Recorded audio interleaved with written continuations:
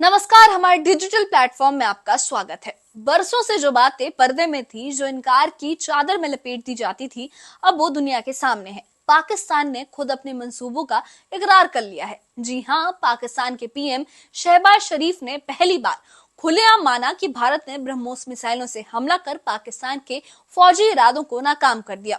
ये कोई थ्योरी या अफवाह नहीं है, बल्कि उसी पाकिस्तान के सबसे ऊंचे ओहदे पर बैठे शख्स का बयान है, जिसने खुद अपने मुंह से कबूल किया कि भारत की कार्रवाई ने उनकी सारी साजिशें खत्म कर दी। वहीं दूसरी तरफ भारत ने आईएनएस विक्रांत से पाकिस्तान को समंदर की लहरों के बीच से खड़े होकर वो पैगाम दिया है जो अब बारूद की तरह पूरी सीमा पार गूंज रहा है। रक्षा मंत्री राजनाथ सिंह ने ये साफ कर दिया कि अब पाकिस्तान से सिर्फ दो ही बातें होंगी, आतंकवाद और पीओके पर। तो क्या था पाकिस्तान का वो प्लान जिसे भारत ने वक्त से पहले भांप लिया, और क्या है ऑपरेशन सिंदूर जिसकी गूंज अब इस्लामाबाद की दीवारों को हिला रही है? देखिए इस खास रिपोर्ट में।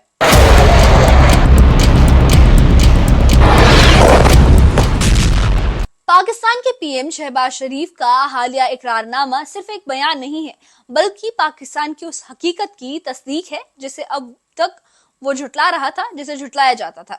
शहबाज शरीफ ने अपने बयान में इस बात को माना है। उन्होंने इकरार किया है कि पाकिस्तान भारत पर हमला करने की तैयारी में था, मगर भारत ने अपने रणनीतिक और तकनीकी कौशल का प्रदर्शन करते हुए ब्रह्मोस मिसाइलों से पाकिस्तान के अहम ठिकानों को निशाना बना दिया।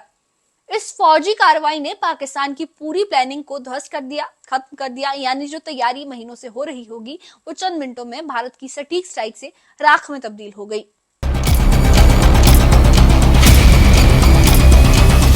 पाकिस्तानी पीएम शहबाज शरीफ ने अपने बयान में दिन और वक्त तक बताया। उन्होंने कहा कि 9 और 10 तारीख की दरमियानी रात पाकिस्तानी फौज जवाबी हमला करने की तैयारी में थी। उनका प्लान था कि फज्र की नमाज के बाद भारत के खिलाफ एक फौजी कार्रवाई की जाए, लेकिन भारत ने पहले ही ब्रह्मोस मिसाइल दाग कर कई पाकिस्तानी इलाकों को निशाना बना लिया।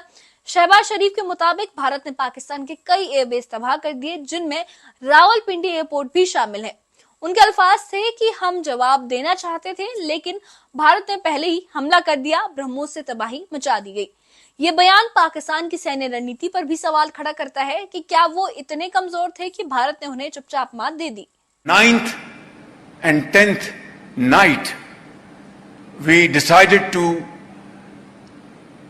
respond in a measured fashion to Indian aggression, and we had decided that at 4:30 in the morning after Fajr prayers, Pakistan Armed Forces, led very ably by our Field Marshal, Chief Army Staff sitting here, Syed Asim Munir, to teach a lesson to our enemy.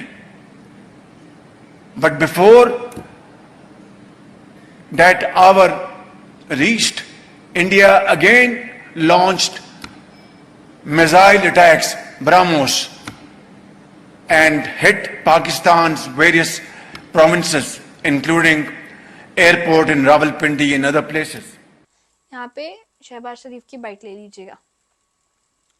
इस इकरारनामे में शहबाज शरीफ ने पहली बार operation सिंदूर का भी जिक्र किया है, एक ऐसा मिशन जिसने पाकिस्तान की रणनीतिक तैयारियों को नेस्तनाबूद कर दिया है। ये कोई मामूली ऑपरेशन नहीं था, बल्कि भारत की मिलिट्री इंटेलिजेंस और रक्षा नीति का एक मास्टर स्ट्रोक था। अब पाकिस्तान की आवाम से लेकर सियासी हलकों में सवाल उठने लगे हैं कि अगर भारत हमला कर सकता है तो हमारी फौज और जनरल आसिम मुनीर क्या कर रहे थे। ये चुप्पी अब पाकिस्तान की राजनीति और फौजी प्रतिष्ठान के बीच तनाव का सबब बन चुकी है, और आगे भी इस पर बड़ा मसला हो सकता है। वहीं भारत ने भी इस पूरे घटनाक्रम में अपनी स्थिति को बेहद मजबूती से पेश किया है। इस दौरान रक्षा मंत्री राजनाथ सिंह अरब सागर में तैनात भारत के स्वदेशी एयरक्राफ्ट कैरियर आईएनएस विक्रांत पर पहुंचे। ये सिर्फ एक दौरा नहीं था, बल्कि रणनीतिक संदेश था कि भारत अब इंतजार नहीं करता, वो हर चाल का जवाब वक्त से पहले देता है। वहां उन्होंने नौसेना के जांबाज अफसरों और जवानों से मुलाकात की और एक सख्त संदेश पैगाम दिया पाकिस्तान को कि अब बातचीत सिर्फ दो ही मुद्दों पर होगी, और वो मुद्दे हैं आतंकवाद और पाकिस्तान अधिकृत कश्मीर यानी पीओके। गृह मंत्री अमित शाह और पीएम मोदी और अब राजनाथ सिंह ने भी, रक्षा मंत्री राजनाथ सिंह ने भी ये कह दिया है, और इससे पहले हमारे विदेश मंत्री जो एस जयशंकर है उन्होंने भी ये कहा था कि पाकिस्तान से अब इन्हीं दो मुद्दों पर बातचीत होगी, उसके अलावा किसी भी मुद्दे पर अभी बातचीत नहीं होगी, क्योंकि जब तक पाकिस्तान आतंकवाद का साथ नहीं छोड़ता, आतंकवाद को स्पॉन्सर करना नहीं छोड़ता, तब तक पाकिस्तान से और कोई बातचीत नहीं हो सकती, क्योंकि टेररिज्म और टॉक्स एक साथ नहीं चल सकती हैं। जब मैं भारत की समुद्री शक्ति के गौरव आईएनएस विक्रांत पर खड़ा हूं तो सचमुच मेरी खुशी के साथ साथ गौरव और विश्वास का भाव, एक सेंस ऑफ प्राइड हमारे अंदर पैदा हुई है। जब तक राष्ट्र की समुद्री सीमाओं की सुरक्षा आपके मजबूत हाथों में है, तब तक भारत को कोई तिरछी निगाहों से नहीं देख सकता, ऐसा मेरा पक्का विश्वास है। वैसे भी विक्रांत का अर्थ होता है अदम्य साहस और अपराजेय शक्ति।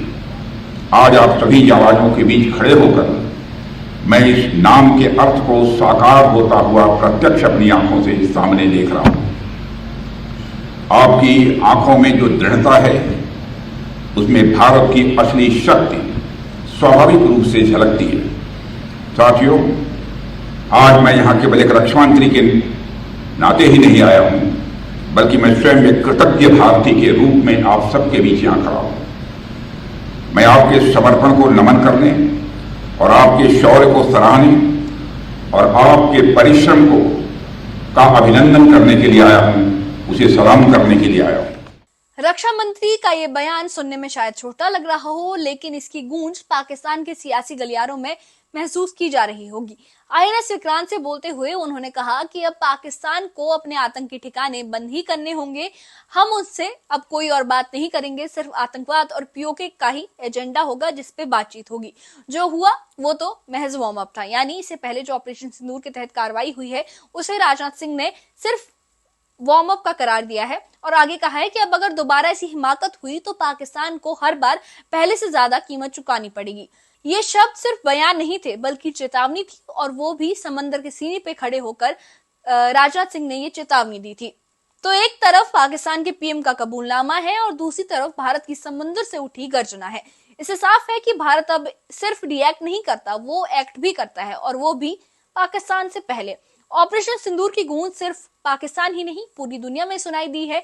भारत ने बता दिया है कि उसकी नीति अब पहले चेतावनी फिर कार्रवाई वाली नहीं रही, बल्कि अब ऐसी हो गई है कि पहले अब हम कार्रवाई करेंगे, फिर इतिहास की बात हो गई है। अब पाकिस्तान के पास दो ही रास्ते हैं, या तो वो आतंक का रास्ता छोड़ दे या फिर भारत के अगले जवाब के लिए तैयार रहे। इस बारे में आपकी क्या राय है, हमें कमेंट बॉक्स में अपनी राय जरूर बताइएगा।